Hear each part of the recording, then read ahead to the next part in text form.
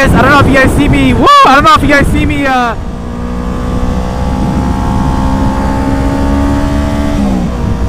What up, everybody? Today I want to talk about how the Ninja 500 fares on a freeway. I think a lot of times, a lot of people are a little concerned about, especially beginner riders or experienced riders who are coming back, are concerned about whether or not the low displacement CC bikes can handle the freeway.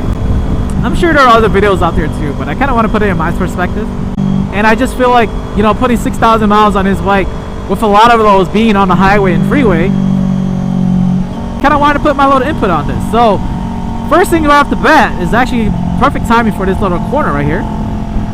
Is that, because this bike is very lightweight, it makes it really easy to handle, during slow moving maneuvers. But on the freeway, when you're taking corners at like faster speeds, in my opinion, the bike doesn't feel as planted, if that makes sense. So now I'm not saying that like it's not safe. I'm not saying that it's gonna slide out, but it just feels kind of like, I don't know if any of you guys play sports or whatnot, but it feels like if you're playing basketball and you don't have the best brand new grippy shoes on or something, right? Like it's there, it grips, but you can tell that like it's not planted as well. So that is one thing to keep in mind when it comes to the Ninja 500 on the highway. So now I'm not saying that any kind of corners doesn't feel good. Cornering is just fine, but it's the cornering at like 80 or 90 or 100 miles per hour. That's where it gets a little sketchy, right? So yeah, so that's something to keep in mind. Now, like I said, it's not nothing dangerous to where you can't do it. You can do it just fine. I've seen guys on a canyon road just ripping on twisties on his bike at like 90 miles per hour. So you can definitely do it just fine. Now it's a great perfect example. If you guys, I don't know if you guys see me. Woo! I don't know if you guys see me moving around or not, but when the winds are over 15 miles per hour, you kind of get blown around a little bit. So that's something to be cautious about. I do believe around 12 to 15 miles per hour and anything above, that's kind of where you start kind of get blown around a little bit.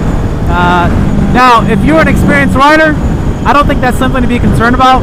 But as a new rider, that can kind of freak you out a little bit. So I know for me, the first time it did freak me out, but I'm a bit of an adrenaline junkie. So I get a little small rush when it comes with challenges and whatnot. So I remember actually having a lot of fun when it was really windy on freeway my first time. So but now that I've got more settled in, I can see that it can be a little sketchy at times. But that's one thing to really be cautious about and think about when you're on a Ninja 500 going on the freeway or the highway. Another point to put out there is, so because your seating position is really upright, right?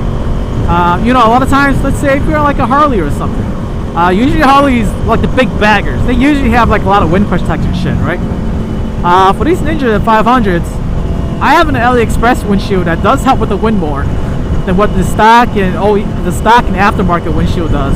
The Ninja 500, because you're so upright and the windshield isn't that high up, sometimes you may find yourself kind of fighting against the wind. So now if you just kind of calm down, relax, and grip your tanks, relax your arms, then you'll be fine. But if you're commuting for a long time and it's kind of windy, and let's say you're going at like 80 or 85 miles per hour, right? You can find yourself kind of fighting wind a lot, and it doesn't get tiring, but you will notice it in a way, right? You might be like, oh, I'm tired of fighting this wind. You might start tucking or something. So this is just my small experience with like the Ninja 500 on the freeway. I don't think it's anything of a game breaker though. I think it handles the freeway just fine.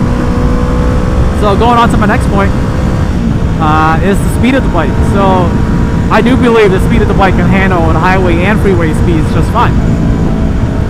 You have plenty of pull power to get out of situations, to cut up traffic. You have plenty of power to get yourself out of like really sketchy and shitty situations. So I'll kind of give you his little show here. So, no, you know what? I'll go to 6th gear. I mean, look, this is my 6th gear. Plenty. This is plenty of power. And that's just on 6th gear all the way down like 4 to 5 RPMs, right? And so, now imagine all over here. Now watch. This is plenty of power, boys. Plenty of power. You know? So as you guys can see there, you know, it doesn't get too bad. It doesn't, you know, make you nervous at all. None of that good stuff. Power band, the pole power, it's all there. Those are stuff that you don't really have to really worry about. So if you're worried about if the speed of the Ninja 500 can handle the highway and freeway, trust me when I say this, it can handle it just fine. So I don't know where to go.